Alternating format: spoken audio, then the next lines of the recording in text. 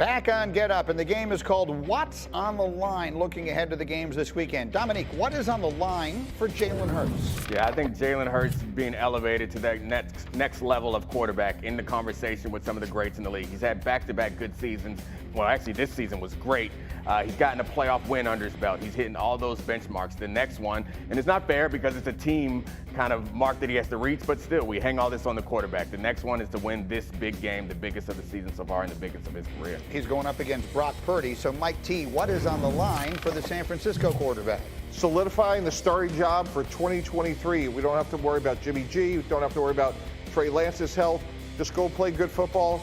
Get to the Super Bowl, you're the starter for the foreseeable future. That would be a fascinating turn of events. You traded up to take a guy number 3 overall, and instead you're going to go with the last pick. And what happens to Trey Lance? There's a lot to be mined there, but of course, we haven't gotten there yet. Graziano, what is on the line for Patrick Mahomes?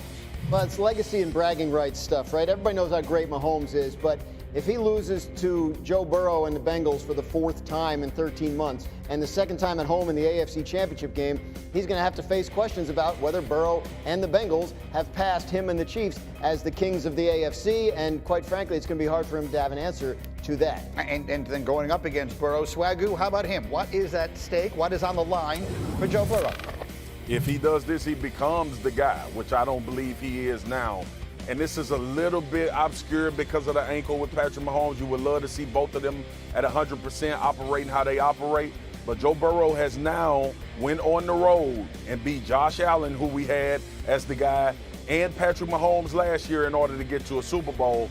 And getting to a Super Bowl this year, he has a much better chance, I feel, at winning it. And even though we didn't think they had a chance to win it last year, they were a Aaron Donald sack away from winning the Super Bowl. We thought the Rams was the favorite, Graz. Yeah. I don't know why you put your and look, favorite bitch. And Burrow got knocked out with an injury in his rookie year. So every year that he's been healthy, here they've been. Speaking of Burrow, we had Dan Orlovsky in here yesterday, as we do every Monday, and he had some pretty strong words about what he's seeing in Burrow. Here's what he said. Joe Burrow's the best quarterback in football. Okay.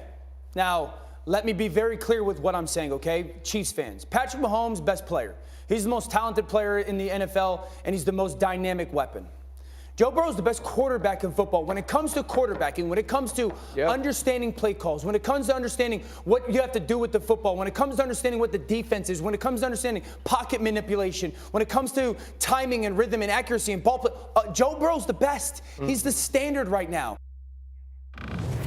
So this Graziano, we may have lost Dan Graziano. Why does this distinction, it seems to bother you? It seems, Nick, why does it bother you? Why do you not like this? It's not that I don't like it. No, it's Monday. You got to come with a hot take and get it going. But like you're parsing these ridiculous things in order to give Joe Burrow a title that he does not necessarily deserve. I get it. He had a great weekend. He's had a great career so far, and you want to say something definitively great about him. So you say that Patrick Mahomes is the best player in football, who also has to be a quarterback, but Joe Burrow is the best quarterback at quarterbacking? Right. I mean, what are we doing here? Right. Joe Burrow's the best quarterback. Patrick Mahomes is the best player. Oh, what position does Patrick play? Quarterback. Oh, okay. And yet, it's okay to say Joe Burrow is incredible, but he's not quite Patrick Mahomes, because that's what Dan's saying there. I would sit there and say, like, there's no bigger fan of Joe Burrow than me, but obviously there is, and it's Orlovsky. But look, I mean, the point he's making is he's playing the quarterback position.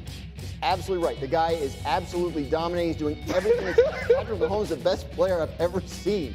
And it's that simple. I actually agree with Dan from this standpoint. He really reminds me of a young Tom Brady. You go back to that first touchdown to Jamar Chase, he was uncovered, and Tom Brady would rip your heart out if you drop coverage for a nanosecond. You don't have to do this, Mike. You don't have to. I understand. You don't have to do this. I understand. I promise you, you don't have to compare him to Tom Brady. No one's making you. But my eyes are telling. But my eyes are telling. Yes, he got his accuracy, Mike, his anticipation. Tom Brady got 7 Super Bowls, Mike. What are we talking about? He's 45 years old. What are we talking about? Joe Burrow is awfully young. Marcus. Oh, my goodness, we've lost Marcus. Don't kill Marcus. I love Marcus. Mr. Don't kill him with your bad takes. That's your guy, by the way, Dan Orlovsky. Every single afternoon, NFL Live, you guys are out there having these conversations. What do you think of what he said? That's your guy, Swagoo. Wins and losses matter, okay? And the reason why I said what I just said about the potential of Joe Burrow becoming the guy because this will be now 4, okay? And when I say the guy, I mean the guy that is going to win championships. It has nothing to do with him being the best quarterback. Y'all, this is a simple barbershop conversation, and y'all know I love to put when we on TV in context of the barbershop. That's how I do TV. Okay, I do TV like I did, talking to my uncles and my daddy and all of the dudes in the barbershop who all think they right and most of them wrong, and it's the one dude that make all the damn sense in the barbershop. If you ever been to a black barbershop in the hood, that's what happens. A lot of screaming and shouting, and then one of the OGs walk in, he say 3 words, and everybody know he right. Patrick Mahomes is the best quarterback in the NFL. All right, now we could end it at that. All right, but I'll go a step further. Because I think the world of Joe Burrow. Y'all know my affinity for Joe Burrow. Joe Burrow delivered a national championship, the best team ever at Louisiana State University. He is the guy that I think will be in competition with Mahomes to win Super Bowls based on how he's currently constructed. Do y'all know if Patrick Mahomes had Jamar Chase, T. Higgins, and Tyler Boyd, he would throw for 7,000 yards a season? Are we seriously having this conversation? Look, Joe Burrow is phenomenal. All right, Joe Burrow is the guy that's making that thing go in Cincinnati. But let's not act like Patrick Mahomes ain't been the guy making the thing go in Kansas City. Let's not act like we haven't watched the first 6 years of his career be the best first 6 years that we've ever seen a quarterback play individually at the level he's played at. Patrick Mahomes had Tyreek Hill, and he also had Travis Kelce and threw 50 touchdowns, was a league MVP 50. And won a Super Bowl already. What are we talking about? I get it. Listen again, Joe Burrow is phenomenal. This is not to throw shade at Joe Burrow. Patrick Mahomes, with those weapons that he had, that Joe Burrow has in Cincinnati, y'all, I truly believe this, and I could be absolutely wrong.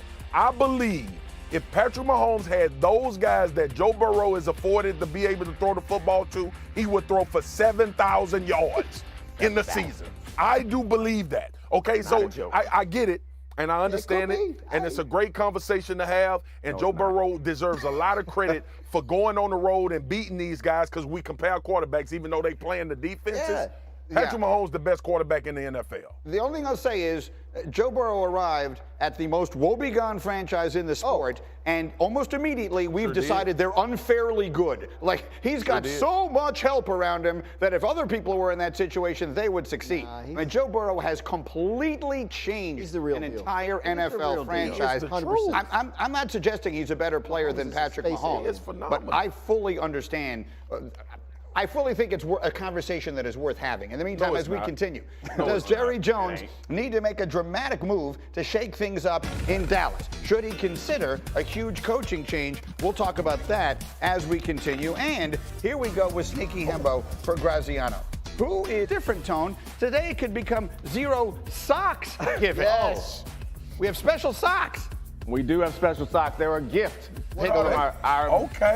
Okay. Quality gift from my man Suave, our producer. Zero Fox. Look at the athletic ankle with the socks. Okay, let's roll. All right, so first up, Micah Parsons. Like, I feel like he talks and plays the same way, like he does not give a damn.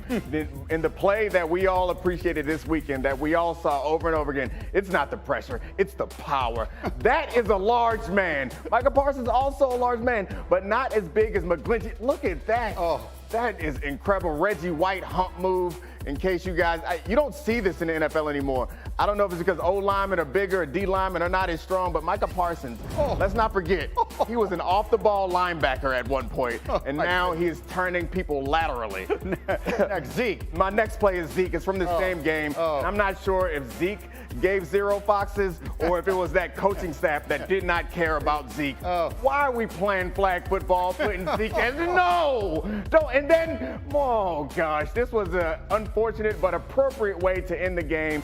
Watching Zeke get plowed over the way, frankly, the Cowboys offense was for much of that day. And that's unfair to do to Zeke. Why you pay him all that money to just get embarrassed like this on this particular play? That was one of the worst last-ditch efforts. Yeah, that was so sad. That's the last moment of Zeke Elliott's career in Dallas. All right, And the last one is Joe Burrow. Like, I just wanted a reason to watch this again. Don't say nothing, Mike. This man is so damn cool. I'm almost 40 years old. I'll be 40 next month, and I look up to Joe Burrow. Look at that man. I might get me some tiger stripe pants just because he looks cool as hell doing everything. And there's some value to this. I think that obviously this video is one thing, but the way that this team responds to him, because his game was good over the weekend, but he wasn't like dominant like Mahomesian in that situation. But still, we all walk away from that knowing that this team has taken on his personality. And we all know how we've all thought about the Bengals through the history of the Bengals. Absolutely. It is not until Joe Burrow showed up, now we think this place is the all right place to be. He has won as many playoff games already, and he is in his third season as the franchise had won in its existence before he got there. All right, more quarterback conversation as we go. Dak getting a ton of flack after the Cowboys' awful performance in San Francisco, and he's getting it from a place you might not expect. Wait till you see this next. Get up on ESPN.